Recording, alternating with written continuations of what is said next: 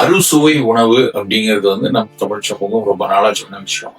ஆனா அப்ப தினம் உட்காந்து 6 சுவையிலையும் உங்களை டேஸ்டா உட்காந்து அடிச்சு கட்டணும்னா அப்படி கிடையாது. 6 சுவைகளுக்கு பின்னாடியும் ஒரு ஒரு மருத்துவ குணம் இருக்கு. நாங்க திரும்ப திரும்ப வலியுறுத்தி சொல்றது, ஒரு 40கள் தாண்டுறீங்க அப்படின்னா இனிப்பையும் உப்பையும் குறைச்சிக்கோங்க.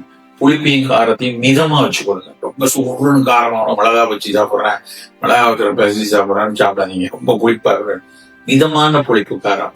கசப்பையும் துவர்ப்பையும் கூட்டிக் கொள்ளுங்க. சோ இனிப்பு உப்பு குறைங்க, கசப்பு துவர்ப்பு கூட்டிக் கொள்ளுங்க, புளிப்பு காரத்தை மிதமா வைத்துக் கொள்ளுங்க. இந்த சுவைக்கு பின்னாடி எல்லாம் ஒளிந்து இருக்கிறது பூராமே நலக்கூறுகள். இப்போ புளிப்பு அப்படின்னு சுவை வருதுன்னா அந்த புளிப்பு சுவைக்கு பின்னாடி ஏதோ ஒரு அமிலம் இருக்கும். புளியை கரைக்கிறீங்கன்னா டாட்டாரிக் அமிலம் இருக்கும், தக்காளியை கரைக்கிறீங்கன்னா ஆக்சாலிக் அமிலம் இருக்கும், எலுமிச்சம்பழம்னா சிட்ரிக் அமிலம் இருக்கும், குடம்புளினா ஹைட்ராக்சி சிட்ரிக் ஆசிட் இருக்கும். அப்போ அந்த ஒரு அமிலத்துக்கும் ஒரு மருத்துவ குணம் இருக்கு. அது எந்த அளவுக்கு வேணும் வேணான்னு இருக்கணும். அதே மாதிரி கசப்பு அப்படின்னா கசப்பு கொண்டாடப்பட வேண்டிய ஒரு சுவை. ஆனா நம்ம மாறி போய் இனிப்பை கொண்டாடணும். ஏன்னா இனிப்பு நமக்கு மூளையில மணி அடிக்குது, டாக்ஸின்ஸ் வருது, அதனால இனிப்பை கொண்டாடணும். ஆனா இனிப்பு இளவயதுல மிகச்சிறப்பானது. திசுக்களை வளர்க்கறதுக்கு, ஆற்றல் கொடுக்கறதுக்கு அது நல்லதுதான். ஆனா கசப்பு அப்படி இல்லை. கசப்பு நோயவே வெளியே அகற்றக்கூடியது. கசப்புல கசப்பு சுவை வருது அப்படின்னாலே அதுல சப்பினாய்ட்ஸோ, ஃபீனாட்ஸோ, பாலிஃபினாட்ஸோ அது மாதிரி இருந்தாலும் அந்த கசப்பு சுவை இருக்கும். அப்ப அந்த கசப்பு சுவைக்கு பின்னாடி மருத்துவ குணம் ஒழிஞ்சிருக்கிறதுனாலதான் வேம்பை உலகு கொண்டாடியாச்சு. நிலவேம்பை மிகப்பெரிய அளவுல கொண்டாடுறது, கறிவேப்பிலை அதை கொண்டாடுறது, வெந்தயத்தை கொண்டாடுறதெல்லாம் அந்த கசப்புக்கு பின்னாடி உண்டு.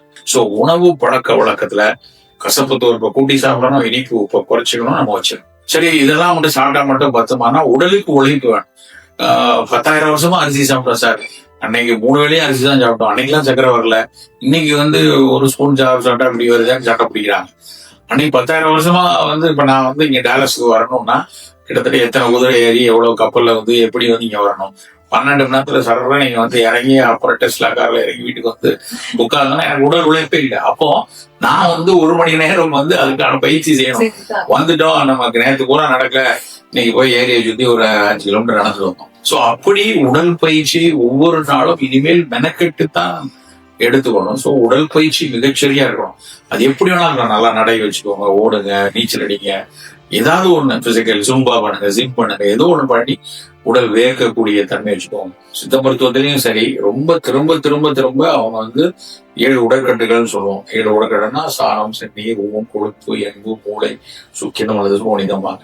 இந்த 7 உடற்கட்டுகளும் சீரா வைத்து கொண்டாதான் நமக்கு நோய் இல்லாம இருக்க முடியும். அது கரெக்டா இருக்கணும் அப்படின்னா மிகச்சரியான பயிற்சிகள் வேணும். சோ உணவு, உடல் பயிற்சி 2 இருந்தா மட்டும்தான் நோயை ப்ரிவென்ட் பண்ணும். சோ அதாவது எப்பவுமே நோய் அளவு, நோயர் அளவு இரண்டையும் பொறுத்துதான் உணவு.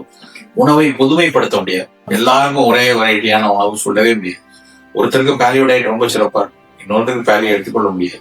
ஒருத்தருக்கு வேகன் ஃபுட் நல்லா இருக்கும், இன்னொருத்தருக்கு அவருக்கு வேகன் சரியா வராது. அப்போ அவருடைய உடல்வாகுக்கு ஏற்றாற் போல் உணவு திட்டத்தை வைத்துக் கொள்வதுதான் சிறப்பாக.